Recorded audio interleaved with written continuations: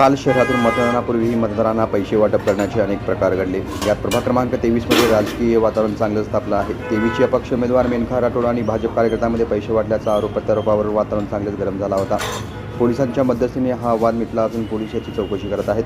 दरम्यान आज सकाळपासून मतदानाला सुरुवात झाली आहे। पोलिसांच्या कडेकोट बंदोबस्त ठेवण्यात आला असून प्रभाग क्रमांक 23 मध्ये भाजपच्या आरती वाक्षे, काँग्रेसच्या दीपाली शहा, शिवसेनेच्या कृष्णाबाई बिरादार आणि अपक्ष म्हणून मेनका राठोड यांचे भवितव्य आज ठरणार आहे। या प्रभागात एकंदरीत चित्र पाहता भाजपच्या आरती वाक्षे यांच्यासाठी चांगलं वातावरण असल्याचे स्थानिकांनी सांगितलं आहे। आज मतदान होत असून उद्या लगेचच मतमोजणी होणार आहे।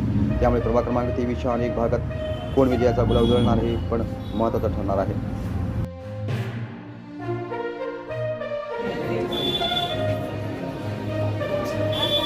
मोबाईल सांगणार नाही, नाहीतर मोबाईल ठेवून घेईन मी तर असेल तर बाहेर ठेवायचं। आमच्या हातात आम्ही घेणार नाही।